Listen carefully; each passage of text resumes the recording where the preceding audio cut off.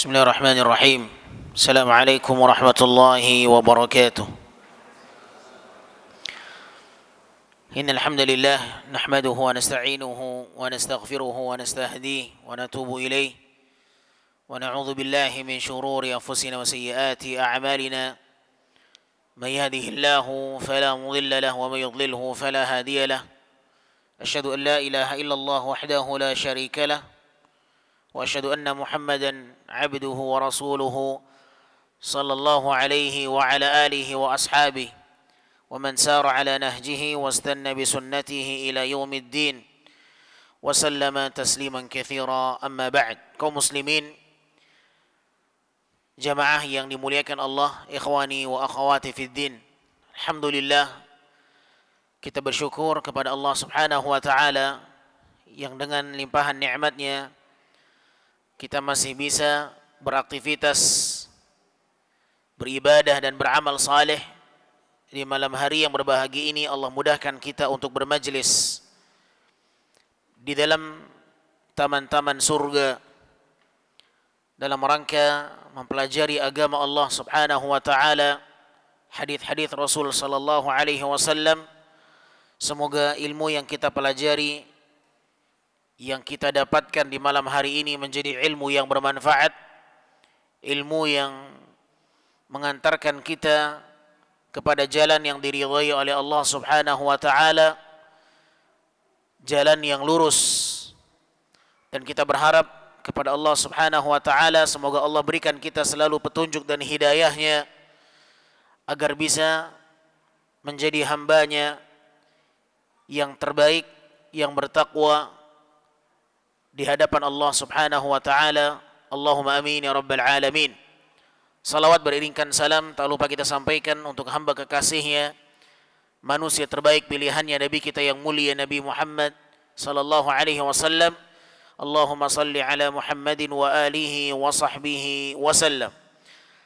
Jamaah yang dimuliakan Allah, kembali kita melanjutkan pelajaran di dalam kitab Ahadithul Akhlaq, hadis-hadis yang berbicara tentang akhlak. Pertemuan kita yang sebelumnya masih berbicara tentang birrul walidain, berbakti kepada kedua orang tua, terkhusus kepada seorang ibu. Dan riwayat kita yang terakhir pada pertemuan sebelumnya adalah sebuah riwayat dari jalur Taisalah bin Mayyas yang dikeluarkan oleh Al-Imam Al-Bukhari dalam kitabnya Al-Adabul Mufrad. Bagaimana Taisalah bin Mayyas pernah bergabung di dalam salah satu firqah Khawarij. Beliau pernah mengadukan persoalannya. Beliau berkata kepada sahabat Rasul SAW Abdullah bin Umar, "Kuntu ma'an najadat fa asabtu dhunuban la araha illa minal kabair." Taisalah bin Mayyas menyampaikan kepada sahabat Nabi yang mulia Abdullah bin Umar bahwasanya aku pernah bergabung di dalam Najdat, salah satu kelompok Khawarij, dan aku jatuh kepada satu perbuatan dosa, dan tidaklah aku memandang perbuatan dosa ini melainkan termasuk di antara dosa-dosa yang besar. Inilah yang dirasakan oleh Taisalah bin Mayyas. Fadzakartu dzalika li Ibnu Umar, maka aku sampaikan perihal-perihal tersebut kepada sahabat Ibnu Umar. Lantas Ibnu Umar bertanya, "Ma hiya?" Dosa apa yang kau perbuat yang engkau melihat dosa itu adalah dosa besar? Qultu kadza wa kadza. Maka Taisalah menyebutkan dosa ini, dipaparkan di hadapan sahabat Ibnu Umar radhiyallahu an. Maka Ibnu Umar mengatakan, "Laisat hadhihi minal kabair." Ini semua bukanlah termasuk dosa-dosa besar. Hunna tis'un. Dosa besar itu 9, kata Ibnu Umar. Al-isyraku billah wa qatlu nasamah. Mempersekutukan Allah, berbuat syirik, membunuh. Kemudian al-firaru minaz zahaf. Lari, kabur dari medan pertempuran. Wa qadhful muhsanah. Menuduh seorang wanita yang mukmin dengan tuduhan berzina. Wa aklur riba. Kemudian memakan riba. Wa aklu malal yatim. Memakan harta anak yatim. Wa ilhadun fil masjid. Walladhi yastaskhir. Wa buka'ul walidaini minal uquq. Kemudian membuat orang tua menangis. Ya. Wa buka'ul walidaini minal uquq. Dan tangisan kedua orang tua dikarenakan kedurhakaan. Qala li Ibnu Umar.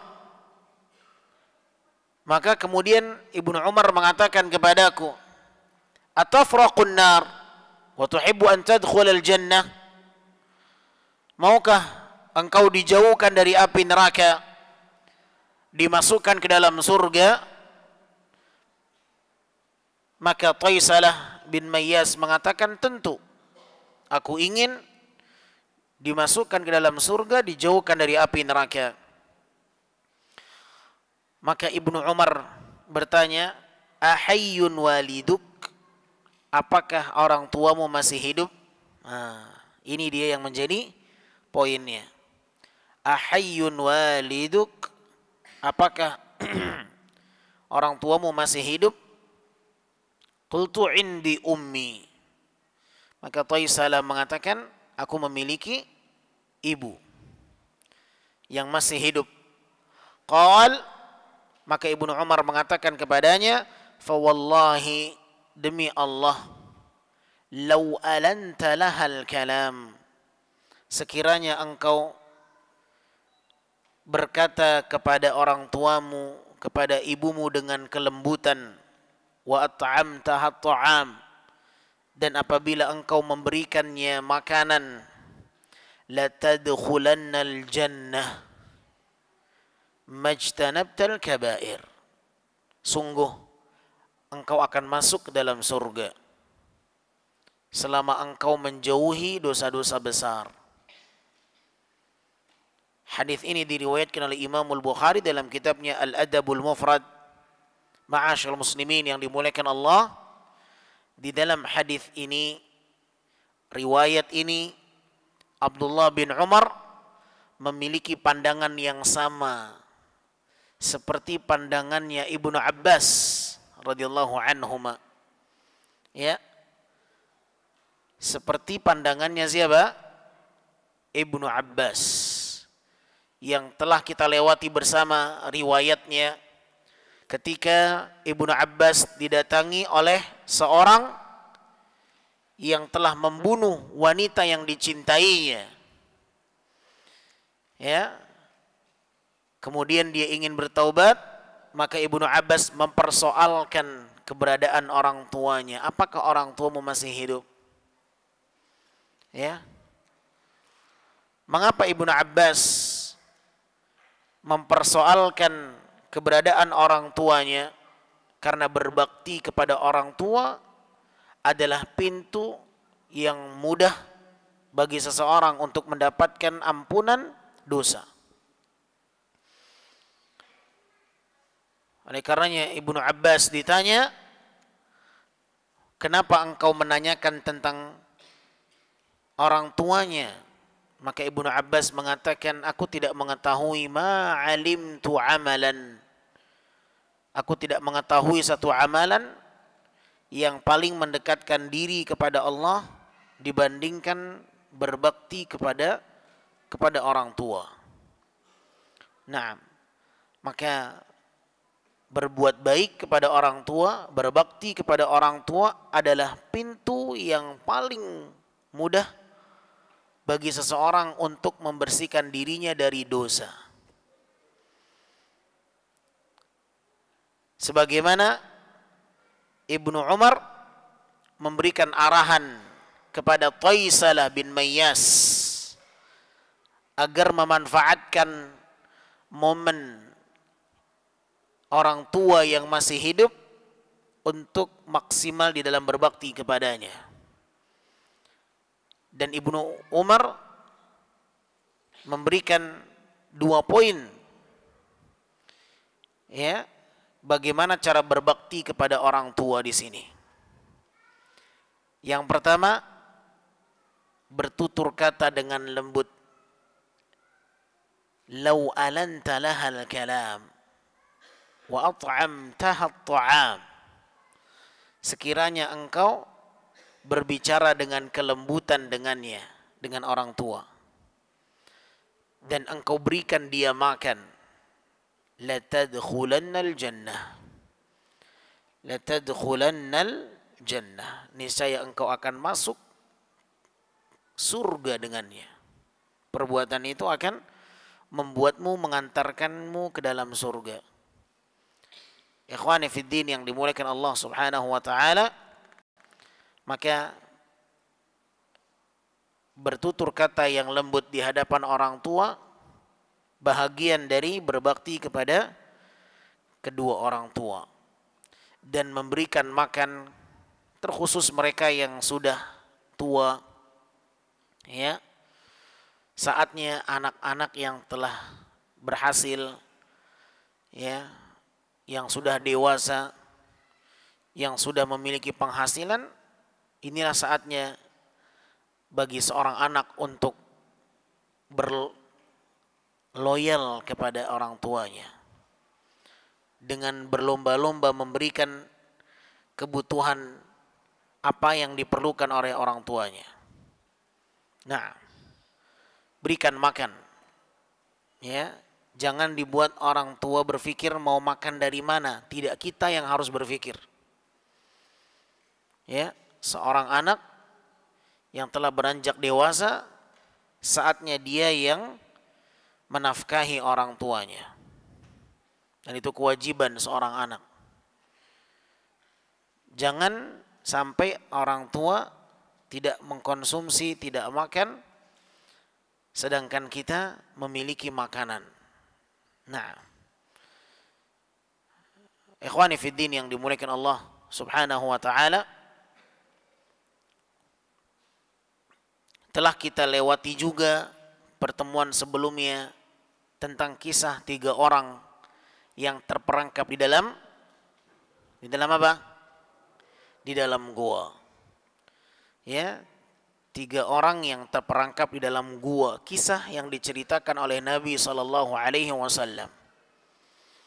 Salah satunya mereka bertawassul, berdoa meminta kepada Allah agar dibukakan mulut gua dari batu yang menutupi jalan untuk mereka keluar. Mereka bertawassul dengan apa? Kebaikan yang rutin mereka lakukan, memberikan makan dan minum untuk orang tuanya di waktu pagi, sebelum memberikan makan dan minuman kepada anak dan istri. Maka silakan antum pelajari hadis yang bercerita tentang 3 orang yang terperangkap di dalam gua. Tertutup mulut gua oleh batu yang besar yang jatuh dari atas, mereka tak bisa keluar. Hanya Allah yang bisa memberikan mereka jalan keluar, sehingga mereka bertawassul, ya, dengan perantara amal saleh mereka. Yang satu mengatakan, ya Allah, sesungguhnya aku memiliki orang tua yang setiap pagi dan setiap sore aku peras dari hewan air susunya untuk aku berikan kepada orang tuaku lebih dahulu sebelum anak dan istriku. Lihat bagaimana seorang anak, seorang lelaki anak lelaki yang dia memiliki prinsip mendahulukan orang tuanya, memberikan makan dan minum sebelum anak dan istrinya. Nah, ini yang harus selalu difikirkan oleh anak-anak lelaki. Karena memang mereka yang memiliki penghasilan, mereka yang dituntut untuk mencari nafkah, sehingga potensi bisa menafkahi orang tuanya lebih besar dimiliki oleh anak lelaki. Nah, bukan berarti keluarganya tidak wajib mereka nafkahi. Mereka wajib menafkahi keluarganya, akan tetapi orang tuanya juga menjadi kewajiban bagi mereka. Nah, lihatlah bagaimana Allah Subhanahu wa taala akhirnya memberikan jalan keluar untuk mereka. Allah buat batu itu bergeser. Karena keikhlasan mereka di dalam melayani orang tuanya. Ikhlas. Orang ini mengatakan, ya Allah, sekiranya perbuatanku ini ikhlas karenamu ya Allah. Fafarrij amma nahnu fih. Sekiranya yang aku lakukan kepada orang tuaku ini ikhlas mengharapkan ridhamu ya Allah, maka berikanlah jalan keluar dari masalah yang sedang kami hadapi ini. Maka Allah buat batu itu bergeser dan mereka bisa keluar. Ikhlas di dalam memberikan untuk orang tua. Naam, apalagi orang tua kita yang mungkin butuh pendanaan besar. Ini ujian bagi seorang anak. Ujian bagi seorang anak. Dia harus mengeluarkan dana yang besar untuk orang tuanya, kebutuhan untuk orang tuanya yang sakit. Belum lagi kalau dia membutuhkan ada perawat misalnya yang mendampinginya. Subhanallah. Maka saatnya dia berkorban. Sebagaimana orang tua kita dahulu berkorban mati-matian agar kita bisa sekolah, agar kita bisa kuliah, agar kita bisa bahagia. Nah, pengorbanan orang tua jangan pernah dilupakan, ahibati fillah. Taib, kaum muslimin yang dimuliakan Allah Subhanahu wa taala. Di dalam riwayat Ibnu Umar ini ada dua perkara yang penting untuk kita ambil sebagai pelajaran. An yulayyin lahal kalam. Bagaimana seorang anak itu berjuang untuk membiasakan, melatih diri dengan ucapan yang lembut kepada orang tua. Seorang anak harus berjuang, berlatih, membiasakan diri tidak mengangkat suara di hadapan orang tua, bertutur kata dengan lembut. Hadza ahammu ma tahtajuhul min waladiha. Ini yang lebih dibutuhkan oleh seorang ibu dari anaknya. Terkadang kita memberikan untuk orang tua kita harta, tetapi ucapan kita kasar. Ucapan kita masih menyakiti perasaan ibu kita. Apa arti semua yang kita keluarkan itu? Tetapi hati orang tua kita tergores dengan ucapan dan perkataan kasar kita. Ya, maka di sini beliau mengatakan apa? Sang pengarang kitab hafizahullah memberikan sebuah catatan apa yang dikatakan Ibnu Umar kepada Taisalah bin Mayyas. Bertutur kata dengan lembut itu jauh lebih dibutuhkan oleh orang tua. Ya. Wa katsirun minal ummahat takunu fi ghunyatin an yu'tiha al-ibnu hamalan aw ta'aman aw maskanan bal rubbama takun hiya allati tunfiq alaih. Karena kalau berbicara tentang harta, mungkin banyak orang tua itu lebih kaya dibandingkan anaknya. Banyak orang tua yang sukses dibandingkan anaknya. Anaknya sudah bertahun-tahun mencari pekerjaan, tidak juga sukses. Orang tuanya sukses. Lantas apakah orang tua yang sukses ini butuh infak dari anaknya? Tidak. Tetapi yang dibutuhkan apa? Akhlaknya yang baik. Menunjukkan bahwa tidak semuanya diukur dengan materi untuk berbakti kepada orang tua. Tetapi setiap ucapan yang lembut mesti itu yang diharapkan oleh orang tua. Tidak semua orang tua berharap dari anaknya harta. Karena banyak mereka yang masih punya simpanan di masa tua. Sehingga mereka tak butuh bantuan dari anaknya. Yang mereka butuhkan apa? Akhlak dan adab seorang anak kepada orang tuanya. Nah, maka yang paling dibutuhkan oleh orang tua kelembutan seorang anak di dalam bertutur kata kepada sang ibu dan ayah. Wa an yut'imaha at'am bi nafsin thayyibah wa lutfin wa ihsan. Kemudian juga Ibnu Umar radhiyallahu an mengajak Taisal bin Mayyas untuk peduli memberikan makanan kepada orang tuanya, kepada ibunya. Ya, bukan hanya bertutur kata lembut tetapi bakhil. Banyak anak-anak yang bakhil, pelit sama orang tuanya, perhitungan sama orang tuanya, padahal dahulu orang tuanya tidak perhitungan untuk anaknya. Orang tua tidak perhitungan dengan kita. Lihat bagaimana kita dengan anak, bagaimana royalnya kita untuk anak. Dia minta jajan kita kasih, minta beli ini kita belikan. Tiba saatnya orang tua kita sudah lanjut usia, dimakan usia, rapuh, butuh sesuatu, perhitungan kita mengeluarkan harta untuk mereka. Dengan alasan nanti bagaimana saya menafkahi keluarga saya. Dahulu orang tua kita royal dengan kita. Sekarang kita perhitungan untuk mereka. Naam, ma'asyil muslimin. Di sini beliau mengatakan berikan makan binafsin thayyibah, dengan cara yang baik, wa lutfin, dengan lembut, wa ihsan, dengan cara yang baik. Berikan makan itu bukan dengan keterpaksaan. Tidak. Tetapi karena kita benar-benar ingin berbakti kepada orang tua. Dulu mereka memberikan kita makan. Apa yang mereka punya diberikan kepada kita. Sekarang apa yang kita punya kita berikan.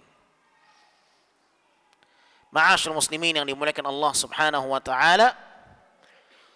Qauluhu majtanabtal kabair wa hadha fihi anna al-kabair la budda fiha minat taubah. Kemudian Ibnu Umar mengatakan, selama engkau meninggalkan dosa-dosa besar, menunjukkan bahwa dosa besar dibutuhkan taubat secara khusus. Ibnu Umar memberikan satu catatan yang penting untuk diperhatikan bagi mereka yang ingin bertaubat, ya, jauhi dosa-dosa besar. Ya. Karena dosa-dosa besar membutuhkan taubat yang khusus, jalur yang khusus. Walihada qala sallallahu alaihi wasallam, oleh karenanya Nabi SAW mengatakan, salat 5 waktu, Jumat ke Jumat yang berikutnya, Ramadan yang satu ke Ramadan berikutnya, mukaffiratun, adalah penggugur dosa di antara keduanya, selama dosa-dosa besar dia jauhi olehnya.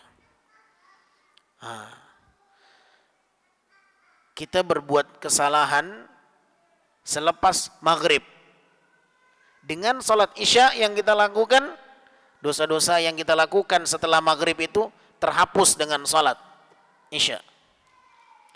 Kita mengerjakan dosa selepas subuh, maka dengan salat zuhur dihapuskan dosa yang kita lakukan antara keduanya.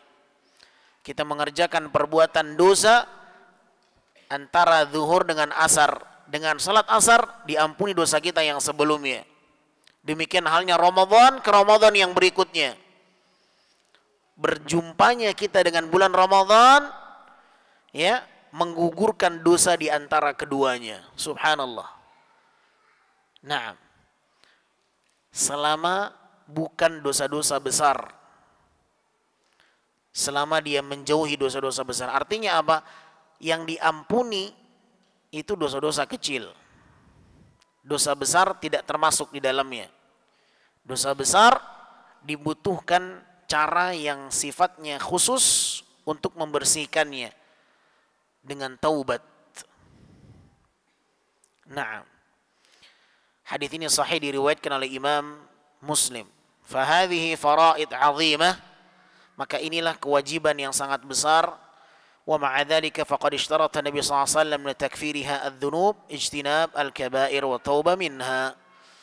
Naam, adapun syarat bagi mereka yang ingin diampuni dosanya oleh Allah Subhanahu wa taala adalah dengan meninggalkan dosa-dosa besar.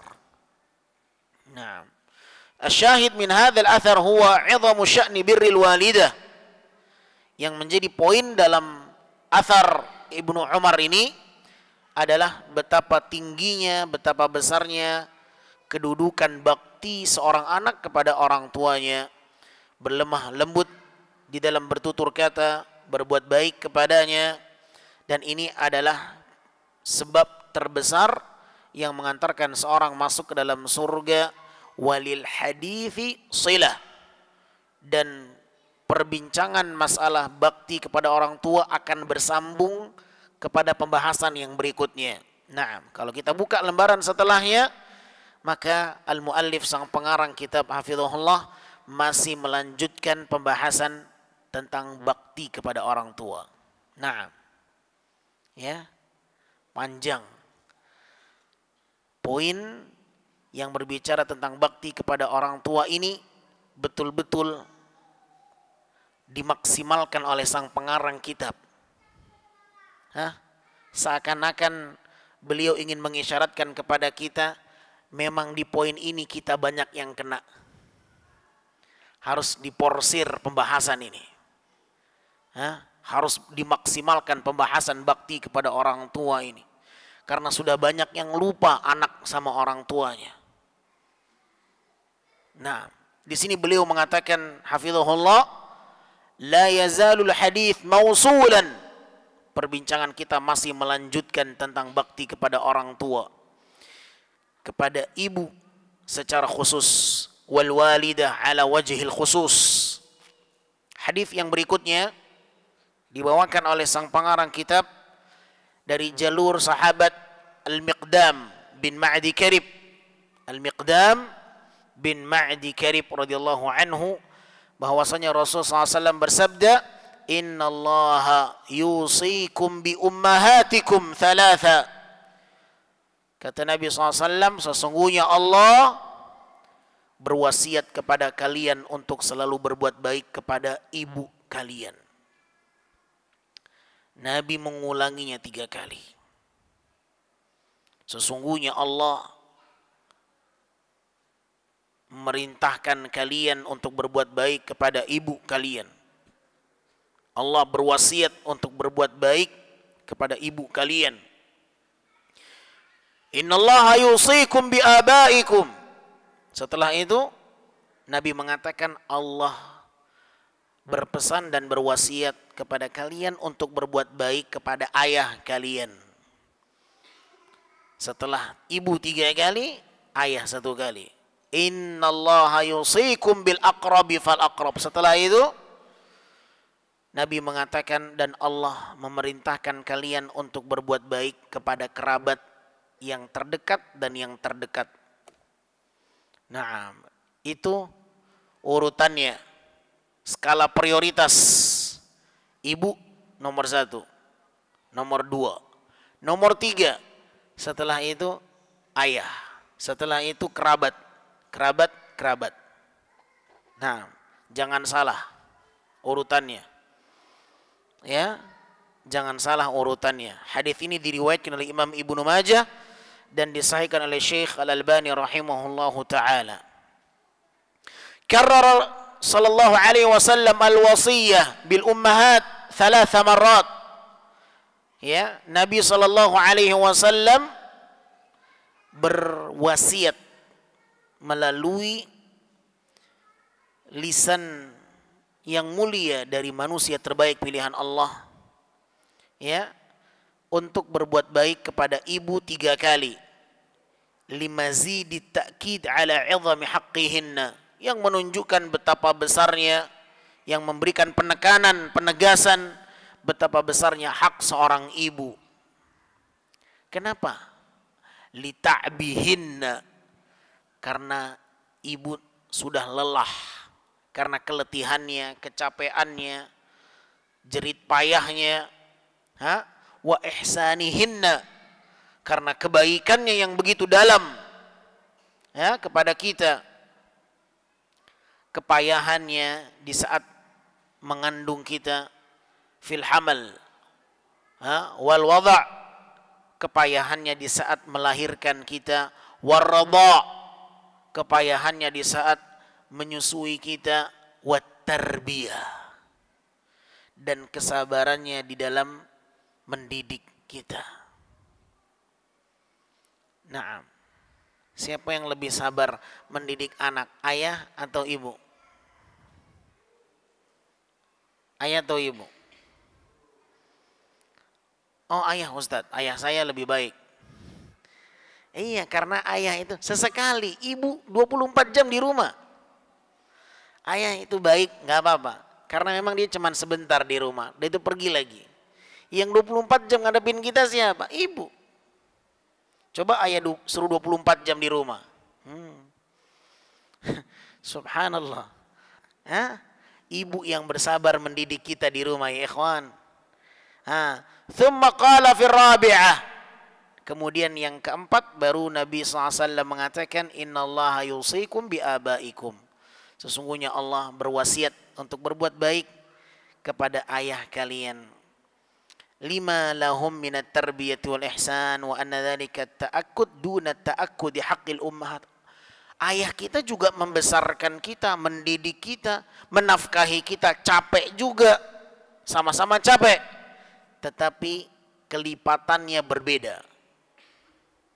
Nah, ya, kelipatan lelahnya lebih dirasakan oleh seorang ibu.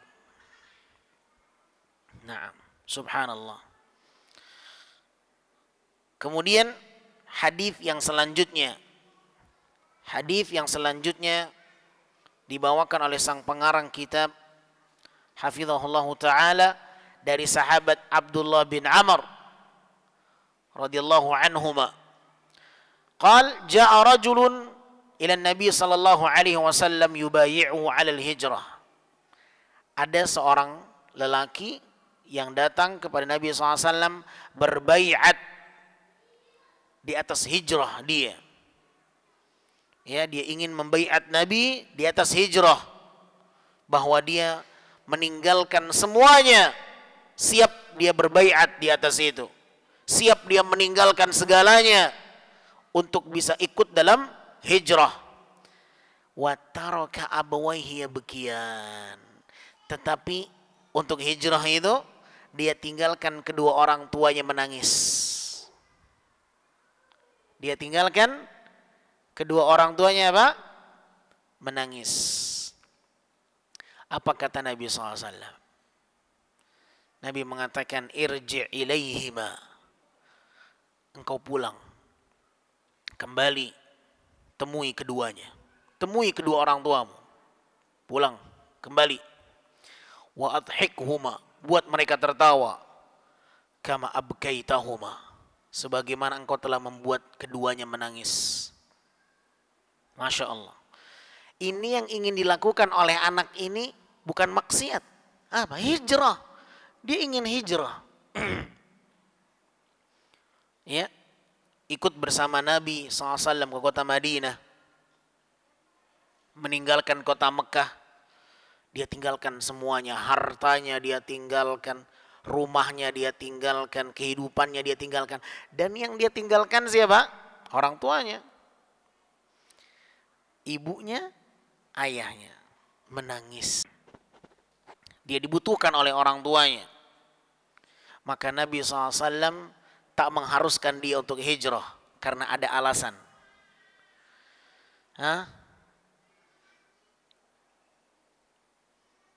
Nabi perintahkan, kembali engkau pulang, temui keduanya. Buat mereka tertawa sebagaimana engkau membuat dia menangis. Subhanallah.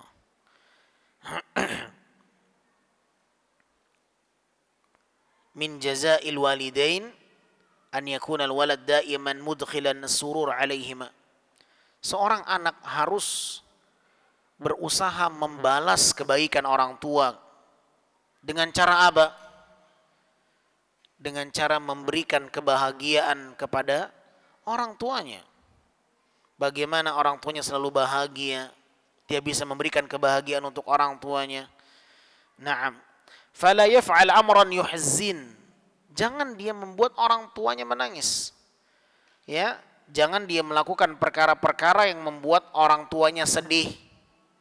Fala yaf'al amran yuhzinahuma. Jangan dia membuat orang tuanya bersedih. Au yukaddir safwahuma, atau dia membuat masalah-masalah yang akhirnya orang tuanya itu tidak ridho dan tidak rela. Au yusabbib buka'ahuma, atau dia membuat orang tuanya menangis dan merasa sakit atas perbuatan sang anak. Bal yakun harisan daiman ala idkhalis surur. Tetapi yang harus difikirkan oleh seorang anak, bagaimana dia selalu memasukkan rasa kebahagiaan untuk orang tuanya. Berikan kebahagiaan itu ke dalam hati dua orang tuanya. Wa yabhath an ayyi amrin yafrahuhuma liyaf'ala.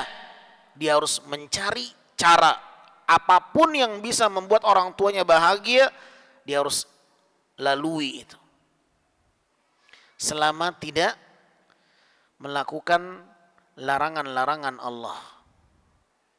Nah, apa yang bisa membuat orang tuanya senang? Berjuang. Orang tuanya pengen makan ini, cari makanan itu. Ke ujung dunia cari. Pengen makan ini, cari. Di Dumai nggak ada, pergi Pekanbaru. Cari. Kayaknya di Dumai nggak ada makanan ini. Pesan online. Itu makanan khas Kalimantan, pesan online.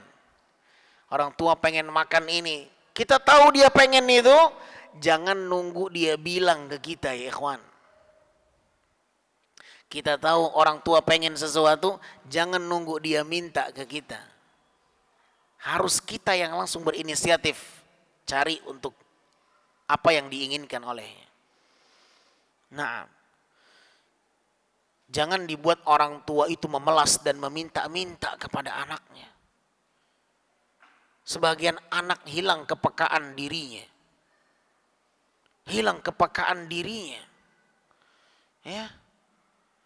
Sudah tahu orang tuanya ingin sesuatu, nunggu orang tuanya minta dulu sama dia. Subhanallah. Ini anak tak tahu diri. Ya. Kalau dia tahu orang tuanya pengen sesuatu, langsung dia cari. Bahagiakan orang tua kita sebagaimana nanti Anda ingin dibahagiakan oleh anak-anak Anda. Nah, dan berharap kepada Allah, perjuangan Anda melayani orang tua Anda saat ini semoga Allah balas melalui anak Anda, melalui anak-anak kita. Semoga nantinya kita memiliki anak yang selalu melayani kita, yang peduli dengan kita, karena kita saat ini berjuang melayani orang tua kita. Al jaza'u min jinsil amal. Allah akan memberikan balasan sesuai dengan apa yang kita usahakan. Ketika dahulu kita berjuang melayani orang tua kita, maka insya Allah Allah akan memberikan anak-anak kita yang peduli dengan kita. Nah, kaum muslimin yang dimuliakan Allah subhanahu wa ta'ala, fahadha rajul, Ja'a ilal Madinati muhajiran. Lihatlah, orang ini dia datang ke Madinah. Dia datang ke Madinah dalam rangka hijrah. Wa talaba an yubayi'an Nabi SAW. Dan dia meminta untuk berjumpa dan membaiat Nabi SAW di atas hijrahnya. Wal mubaya'atu an ya'qidal ahda ma'a Rasul SAW ala an yabqa ala hadzal amr. Dan berbaiat adalah mengikat seseorang di atas perjanjian siap untuk menjalankan hal-hal yang berkaitan dengannya. Tetapi Nabi SAW pernah mengatakan, man kanat hijratuhu ilallahi wa rasulih, fahijratuhu ilallahi wa rasulih. Naam, sebagaimana Nabi mengatakan, barang siapa yang hijrahnya menuju Allah dan Rasulnya, maka hijrahnya itu menuju Allah dan Rasulnya. Ma'asyar muslimin dimuliakan Allah subhanahu wa ta'ala. Tetapi setelah Nabi mengetahui apa yang terjadi, naam, dia meninggalkan kedua orang tuanya menangis, maka Nabi SAW memerintahkan dia untuk pulang, meminta kepadanya untuk kembali kepada orang tuanya. Naam, ya, dan buat mereka tertawa sebagaimana dia telah menangis disebabkan kita. Di sini ikhwan, terkadang kita dihadapkan dengan satu kondisi, ya, terkadang kita tidak bisa mendatangi orang tua padahal dia ingin berjumpa dengan kita. Anak-anak sudah pada merantau, tinggal di luar kota, dinasnya di sana, tetapi orang tua ingin berjumpa dengan kita. Disinilah seorang anak berpikir bagaimana caranya. Apakah saya harus meminta cuti, menggunakan cuti untuk menjenguk orang tua? Nah, gunakan cuti Anda untuk itu. Jangan gunakan cuti Anda untuk keluar negeri jalan-jalan. La, nah, ada manfaatnya. Kita ada jatah cuti 12 hari setahun, Ustaz. Orang tua pengen kita 12 hari di sana. Habis 12 hari cuti setahun ini. Gimana Ustaz? Habiskan di sana. Demi Allah itu jauh lebih mulia dibandingkan engkau pergi ke luar negeri. Nah, engkau habiskan uangmu ke luar negeri. Lebih baik engkau pulang kampung dalam negeri. Nah, kita dengarkan panggilan azan dan kita mengerjakan salat Isya terlebih dahulu, baru setelah itu kita lanjutkan. Sallallahu wasallam ala nabiyina Muhammadin wa ala alihi wa sahbihi wasallam.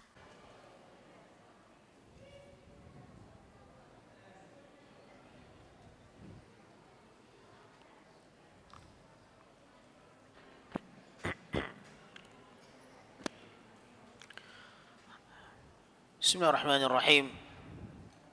Alhamdulillah, wassalatu wassalamu ala rasulillah wa ala alihi wa ashabihi man walah wa la hawla wa la quwata illa billah. Ahibati fillah, ma'asyar muslimin yang dimuliakan Allah, kita lanjutkan pembahasan kita di dalam bab birrul walidain. Masih pada hadis Abdullah bin Amr radhiyallahu taala anhuma yang menceritakan tentang seorang yang berbaiat kepada Nabi SAW di atas hijrah dalam kondisi meninggalkan kedua orang tuanya menangis. Dan Nabi SAW memerintahkannya untuk kembali pulang menemui kedua orang tuanya dan Nabi perintahkan kepadanya untuk membuat orang tuanya tertawa sebagaimana telah membuat orang tuanya menangis. Ikhwani fid din yang dimuliakan Allah Subhanahu wa taala, di dalam hadis ini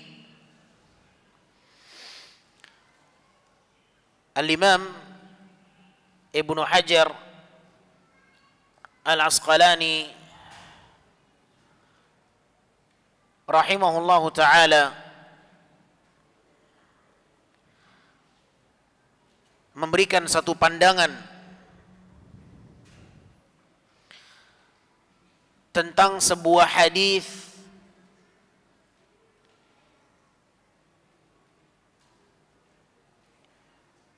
yang berbicara masalah bakti kepada orang tua. Di dalam sebuah hadis yang diriwayatkan oleh Imam Al-Bukhari dan Imam Muslim, ada seseorang yang meminta izin kepada Nabi untuk berjihad. Ternyata Nabi meminta keterangan tentang orang tuanya. Nabi sallallahu alaihi wasallam di saat ada orang yang meminta izin untuk berjihad kepada Nabi, Nabi SAW bertanya, apakah orang tuamu masih hidup?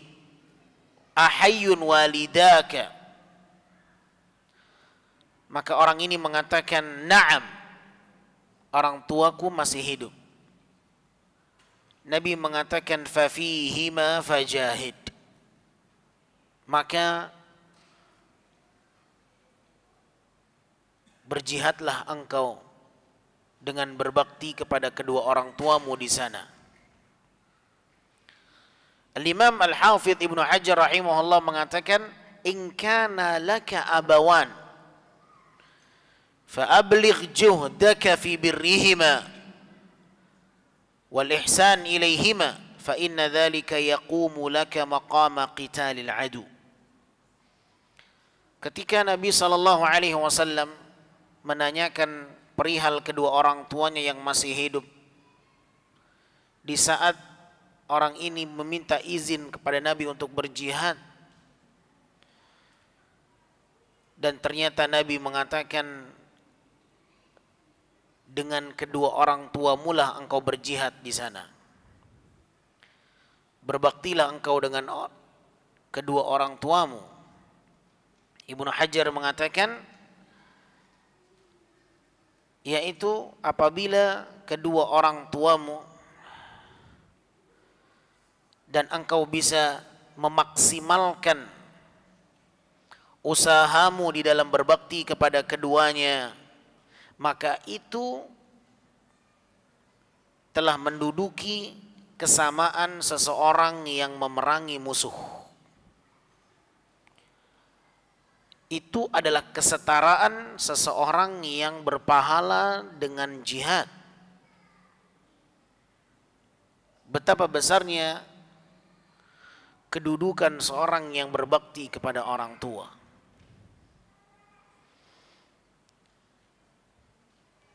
Karena memang berbakti kepada orang tua adalah berjihad. Tidak sembarang orang bisa berbakti kepada orang tua. Layaknya seorang yang berjihad yang mengerahkan kemampuannya maksimal melawan musuh, dia mengerahkan kekuatannya, powernya. Demikian halnya orang-orang yang berbakti kepada orang tua. Hanya orang-orang yang memiliki power, hanya orang-orang yang memiliki kekuatan yang bisa berbakti kepada orang tuanya. Tetapi mereka yang tidak memiliki kekuatan, mereka tak sanggup berjihad di dalam bakti kepada orang tua.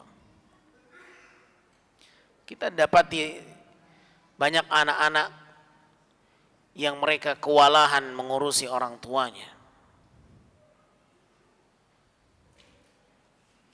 Maka mereka belum siap untuk berjihad. Orang yang siap untuk berjihad dimulai dari mengurus orang tuanya. Ma'asyiral muslimin yang dimuliakan Allah. Al-muallif, sang pengarang kitab hafizahullah taala, memberikan sebuah komentar tentang hadis yang sebelumnya. Ketika Nabi perintahkan seseorang untuk pulang, kembali kepada orang tuamu, buat mereka tertawa sebagaimana engkau telah membuatnya menangis. Sang pengarang kitab memberikan satu catatan di sini, ma'asyiral muslimin. Famin jazail walid wa haqqihi ala waladihi mukafa'atan lahu ala ihsanih. Di antara balasan yang harus diperoleh oleh orang tua dari anaknya sebagai hak yang harus dia dapatkan atas usaha membalas kebaikan jasa orang tua, an yakuna daiman harisan ala idkhalis surur alaih. Bagaimana orang tua selalu bahagia di sisinya.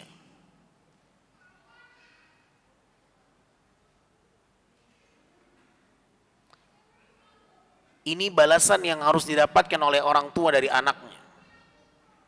Sebagaimana orang tua berjuang membahagiakan seorang anak, maka orang tua juga harus mendapatkan timbal baliknya.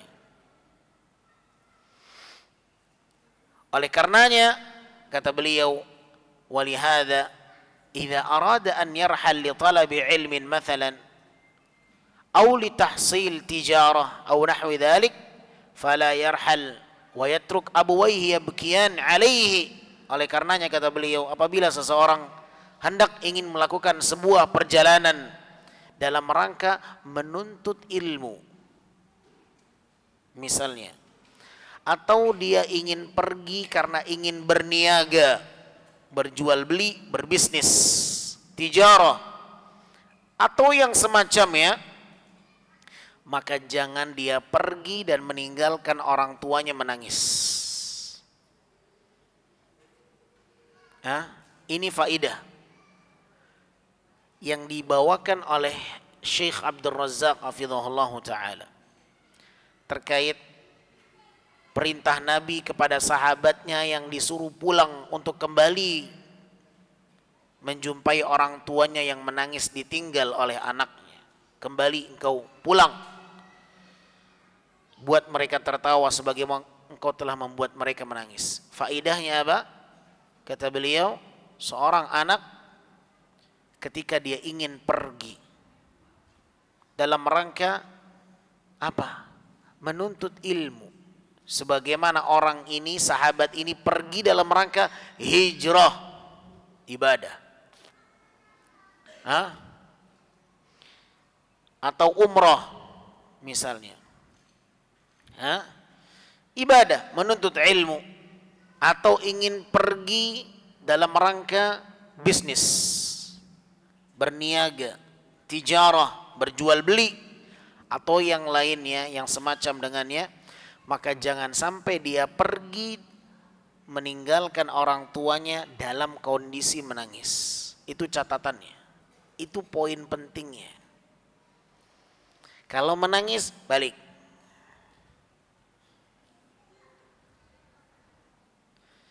Jangan sampai menangis. Ya. Bal la yakunu dzalika illa ba'da tashawuri ma'ahuma. Justru seharusnya ketika dia ingin pergi, dia musyawarah dulu dengan dua orang tuanya. Musyawarah. Illa ba'da tashawur. Jangan dia pergi meninggalkan orang tuanya kecuali setelah musyawarah. Jadi jangan musyawarah sama anggota dewan terus. Sama orang tua nggak pernah musyawarah. Dikit-dikit musyawarah, ada meeting, ada musyawarah, ada meeting. Sama siapa? Sama yayasan, sama ini, sama ini. Sama orang tuanya nggak pernah musyawarah. Dianggap angin aja orang tua itu. Seakan-akan tidak perlu kita mengetahui masukan usulan apa yang dirasakan oleh mereka. Padahal kita anaknya. Padahal dia yang melahirkan kita. Tetapi kita selalu mendahulukan meeting dengan orang-orang yayasan, dengan pihak manajemen, dengan orang kantor, padahal mereka bukan yang melahirkan kita.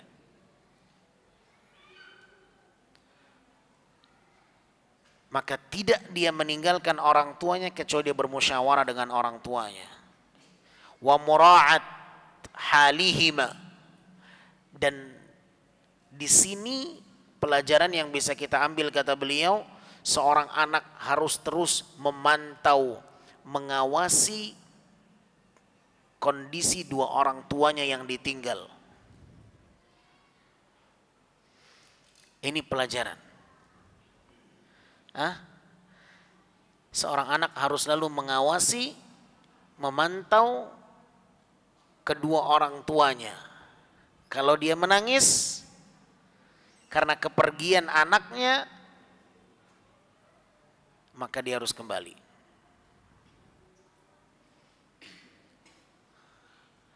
Kalau seandainya dia ingin tetap pergi, maka minta izin. Talabul musabahah minhuma wal idhin.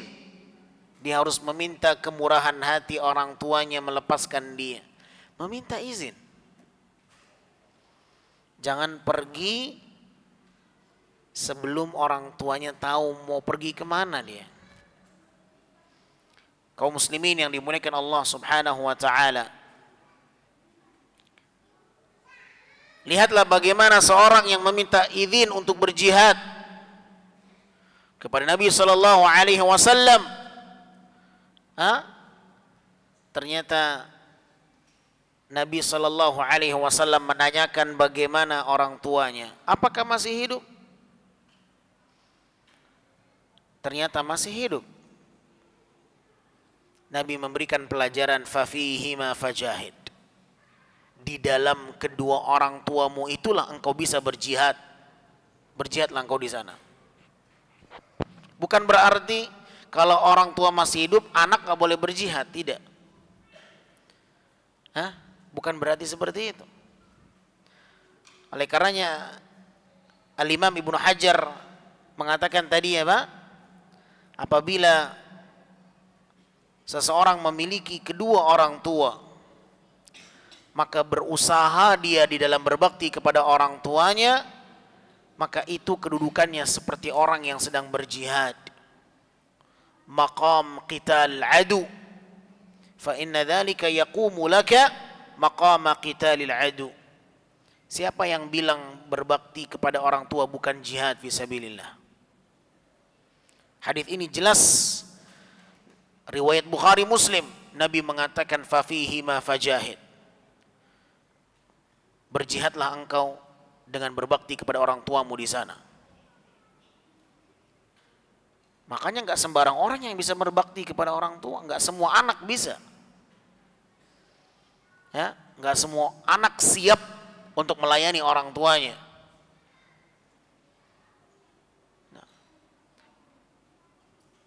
Hanya orang-orang yang memiliki kekuatan yang diberikan oleh Allah taufik yang bisa berbakti kepada kedua orang tuanya. Semoga Allah berikan kita kesempatan dan taufik untuk berbakti kepada kedua orang tua kita. Ma'asyar muslimin, ya Allah. Hadis yang selanjutnya dibawakan oleh sahabat Abu Sa'id Al-Khudri radhiyallahu anhu.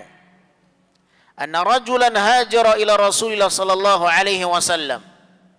Ada seseorang yang hijrah, ya, mendatangi Nabi dari Yaman.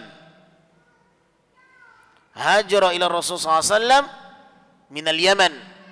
Dia datang dari Yaman, hijrah menemui Nabi sallallahu alaihi wasallam. Maka Nabi bertanya, hal laka ahadun bil Yaman? Apa engkau punya seseorang di Yaman itu? Engkau punya saudara di Yaman? Ada keluarga di Yaman? Maka orang ini menjawab, abawain, aku punya 2 orang tua di sana. Nabi mengatakan, adzina laka, kedua orang tuamu memberikan izin untukmu atau tidak engkau pergi ke sini? Qala la. Maka orang ini menjawab, tidak ya Rasulullah. Orang tuaku tak mengizinkanku pergi ke sini, ke Madinah. Hah? Niatnya baik tidak jamaah? Niatnya baik atau tidak? Ingin berjumpa dengan siapa? Nabi Muhammad sallallahu alaihi wasallam. Ingin berjumpa dengan Nabi sallallahu alaihi wasallam. Tetapi ternyata dia pergi tidak mendapatkan izin dari orang tuanya. Apa kata Rasul sallallahu alaihi wasallam? Irji' ilaihima fasta'dhinhuma. Kembali pulang, temui keduanya, minta izin dari kedua orang tuamu. Di zaman dulu, ikhwan, disuruh pulang dari Madinah ke Yaman, tidak ada handphone.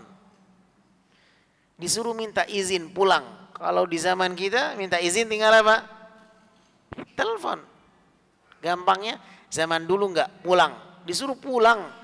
Zaman dulu belum ada pesawat, belum ada mobil, ya, disuruh pulang dulu hanya untuk minta izin. Irji' ilaihima, pulanglah engkau dulu. Pulang dulu, minta izin keduanya. Fa in adzina laka fajahid.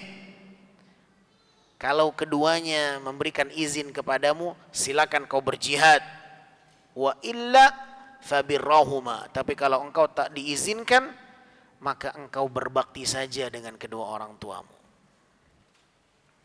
Bukan berarti tidak boleh berjihad kalau orang tuanya masih hidup, tetapi dia harus dapat izin dari orang tua untuk berjihad. Itu dia ma'asyil muslimin.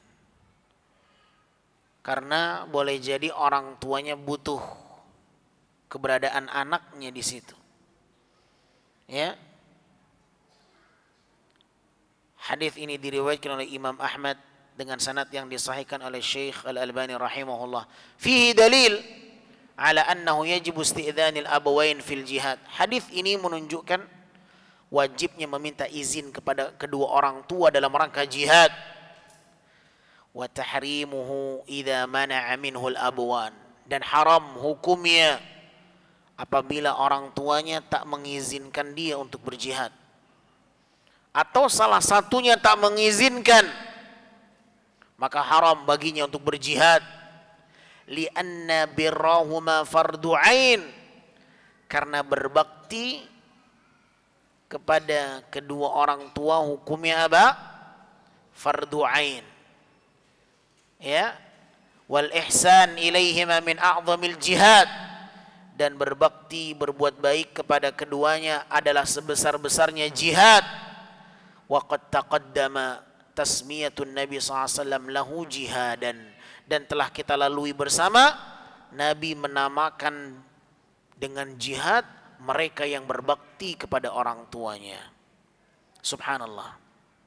Ma'asyil muslimin yang dimuliakan Allah, ini yang bisa kita sampaikan pada kesempatan di malam hari yang berbahagia ini. Mudah-mudahan bermanfaat. Kita berikan kesempatan bagi yang ingin bertanya. Wassallallahu wasallam ala nabiyina Muhammadin wa alihi wa sahbihi wasallam. Di sini ada pertanyaan yang sudah masuk. Bismillah, mohon pesan dan saran Ustadz, bagaimana yang semestinya sikap istri agar suaminya mendapatkan pahala dari jalan berbakti kepada orang tuanya.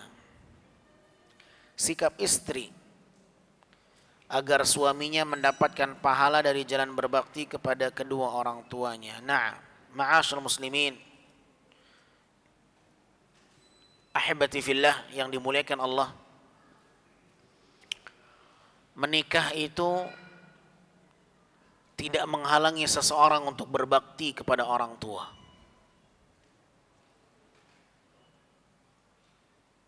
Justru menikah itu semakin berkualitas seharusnya bakti dia kepada orang tuanya. Kenapa? Karena orang tuanya lah yang telah merestui dia untuk menikah. Bahkan tak sedikit seorang anak itu menikah karena orang tuanya yang mencarikannya. Orang tuanya yang memfasilitasi pernikahannya. Orang tuanya yang menyiapkan segala kebutuhan pernikahannya. Antum dulu ketika menikah siapa yang menyiapkan tenda itu? Siapa yang menyiapkan cateringnya? Hah? Murni dari kantong antum sendiri? Lah. Dari orang tua antum. Tiba antum menikah, tidak mau antum berbakti sama orang tua. Nah, seorang istri harus mendukung suaminya untuk berbakti kepada orang tuanya sebagaimana seorang suami harus mendukung istrinya untuk berbakti kepada orang tuanya.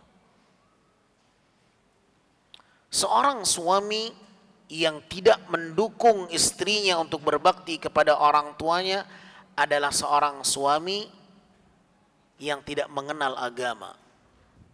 Demikian halnya seorang istri yang tidak mendukung suaminya untuk berbakti kepada orang tuanya adalah istri yang tidak mengenal agama.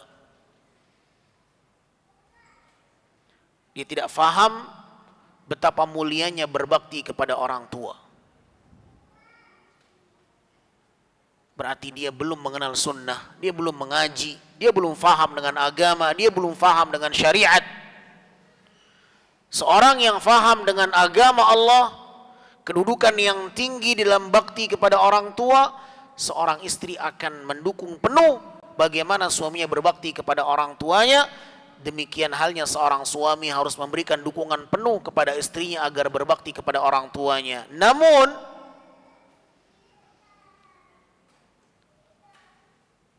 perlu diketahui ma'asyiral muslimin yang dimuliakan Allah, berbeda porsinya. Baktinya seorang istri kepada orang tuanya dengan porsi baktinya seorang lelaki kepada orang tuanya.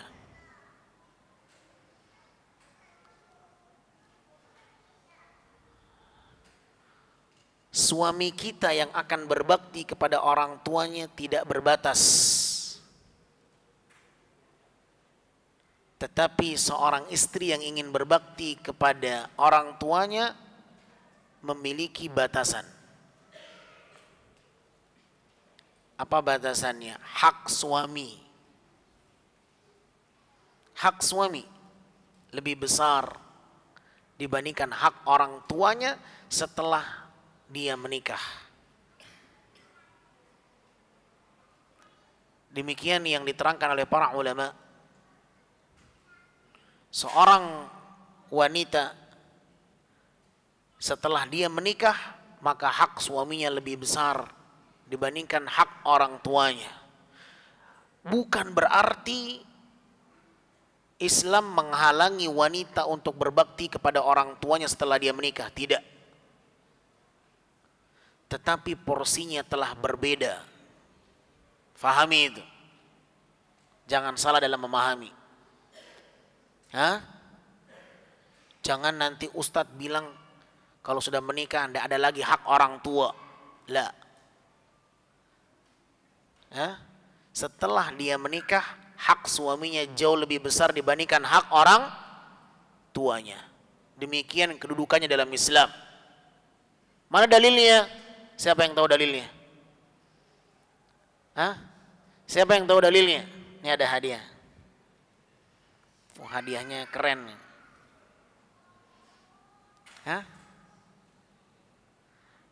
Hadiahnya.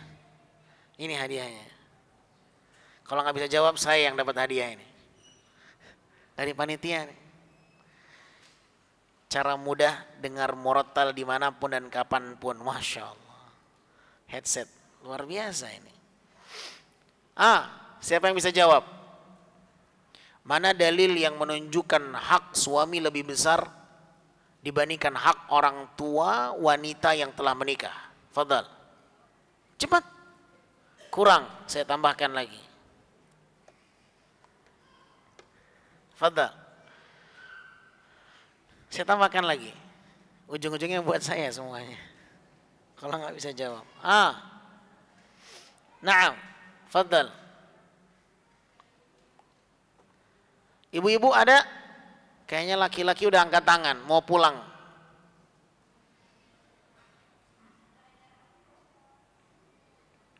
Ada suara? Ada mic di atas, ibu-ibu? Oh, nggak ada protes. Ibu-ibu protes, mau jawab nggak bisa. Kenapa nggak adil? Nggak adil ibu-ibu ya? Masya Allah. Ibu-ibu mau jawab? Mau dong. Silakan dioper mic-nya ke atas. Ibu-ibu tunggu mic-nya di atas, akan kita antarkan. Mungkin akan sampai 1 hari ekspedisinya. Sebentar, sedang dikirim ke atas mic-nya.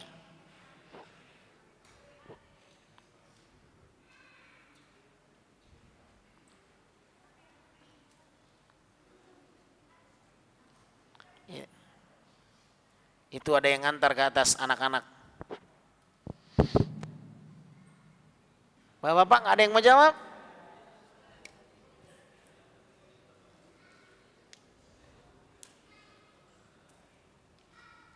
Sudah sampai mic-nya di atas ibu-ibu?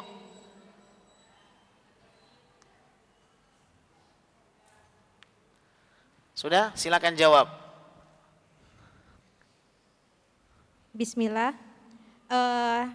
Kalau nggak salah hadis riwayat At-Tirmizi yang artinya andaikan dibolehkan bagi seseorang untuk sujud kepada orang lain, maka aku akan perintahkan wanita untuk bersujud kepada suaminya. Masya Allah, barakallahu fiik. Wafiq barakallah. Jazakillah khair. Baik ibu, Amin ini wa ada yati. hadiah, nanti bisa diambil ya selepas kajiannya. Ini saya titipkan kepada admin, atau pengurus kajian. Insya Allah nanti di bawah atau bisa diserahkan nanti ya. Gimana caranya saya nggak tahu. Insya Allah nanti bisa diambil di pengurus ya, panitia. Barakallahu fiikum. Nah, iya. Rasul sallallahu alaihi wasallam mengatakan di dalam sebuah hadis, "Lau kuntu amiran ahadan an yasjuda li ahadin la amartul mar'ata an tasjuda li zawjiha." Kata Nabi sallallahu alaihi wasallam, sekiranya aku diperintahkan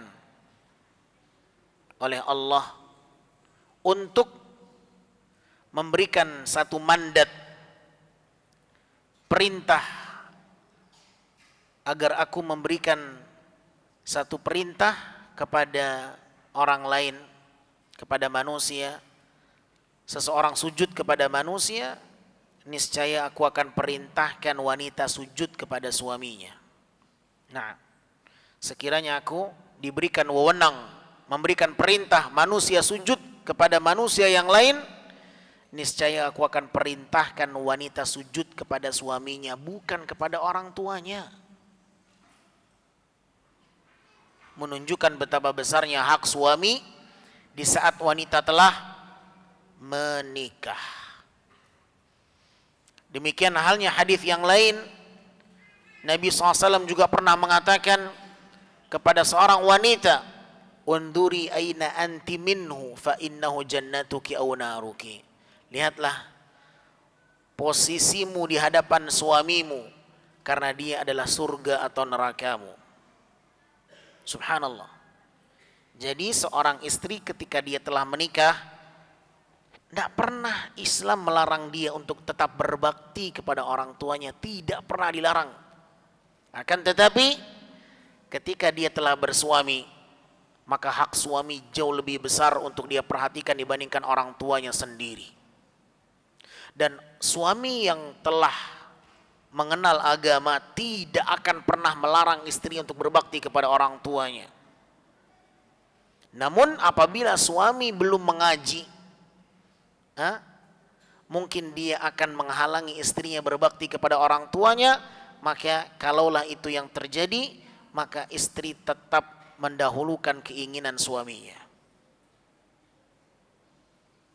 Ajak suami untuk belajar, semoga dengan mengenal agama dia tidak lagi menghalangi Anda untuk berbakti kepada orang tuamu.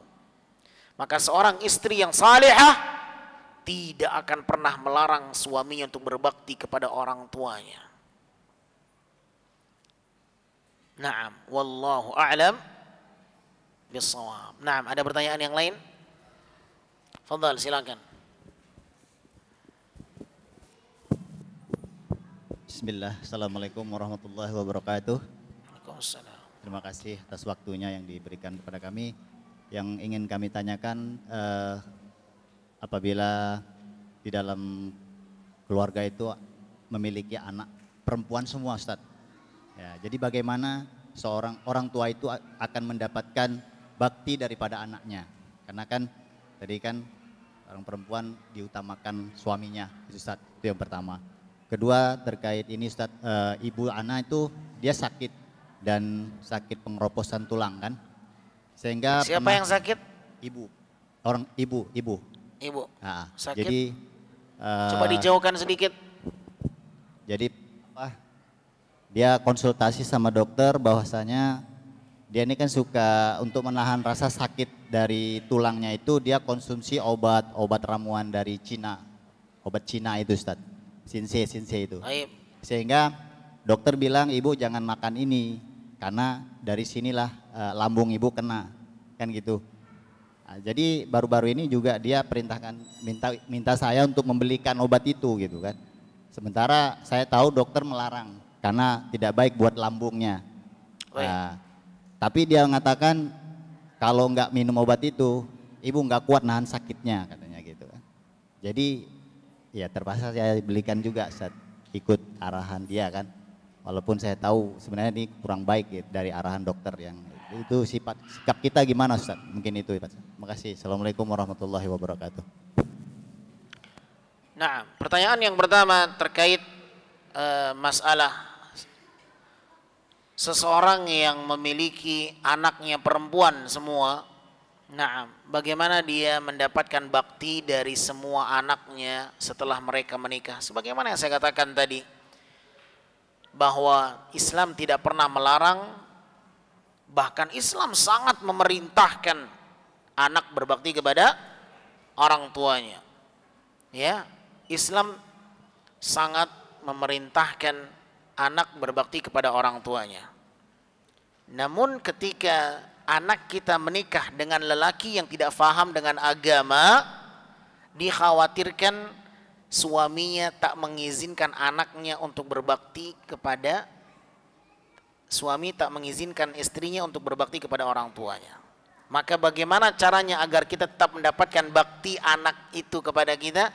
Carikan dia suami yang siap berkomitmen tidak melarang istrinya berbakti kepada orang tuanya. Boleh dalam Islam menikah dengan syarat, kalau engkau ingin menikah dengan putriku, engkau tidak boleh melarang dia untuk berbakti kepada orang tuanya. Siap? Kalau siap nikah, kalau enggak. Boleh. Menikah dengan syarat boleh. Ya. Al-muslimuna ala syurutihim. Naam.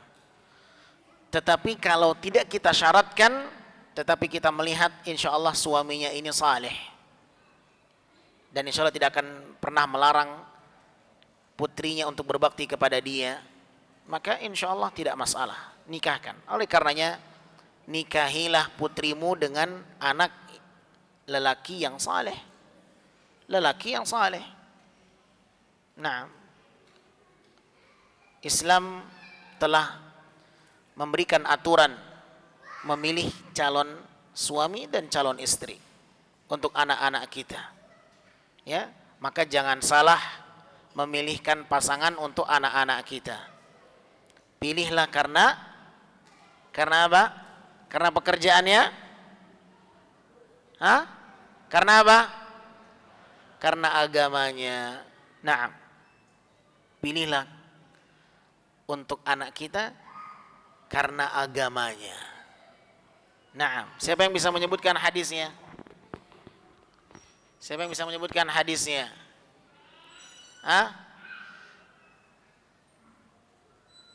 Laki-laki ada yang bisa menyebutkan hadisnya? Tidak ada?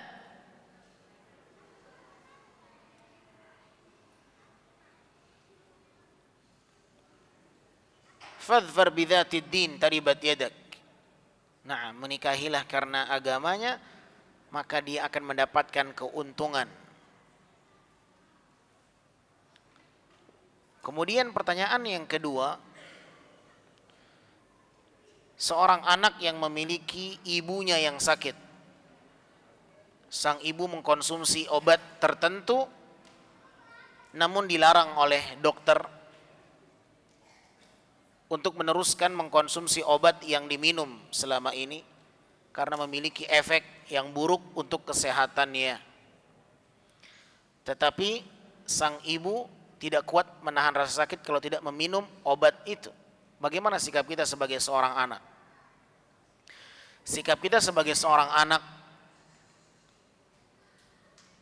menerangkan kepada ibu tentang hakikat penggunaan obat yang sedang dia lakukan selama ini.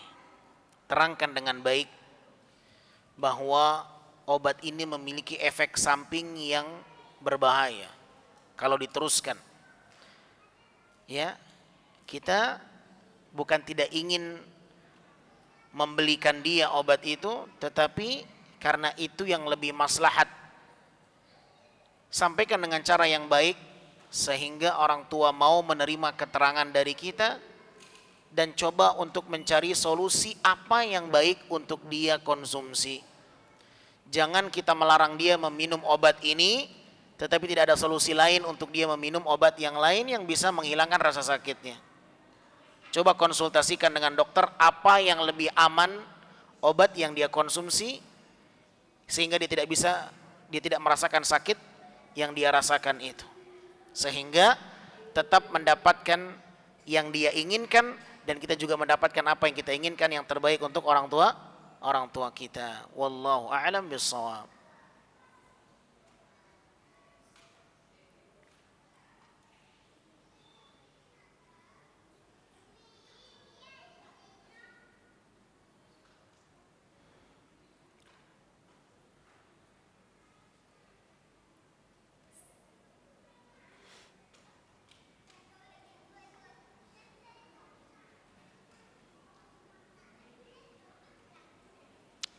Nah, saya kira cukup sampai di sini. Pertanyaan ini boleh ditanyakan langsung kepada saya setelah selesai kajian ini. Kurang lebih yang saya mohon maaf. Wabillahi taufiq. Subhanakallahumma wabihamdika asyhadu an la ilaha illa anta astaghfiruka wa atubu ilaik. Wassalamualaikum warahmatullahi wabarakatuh.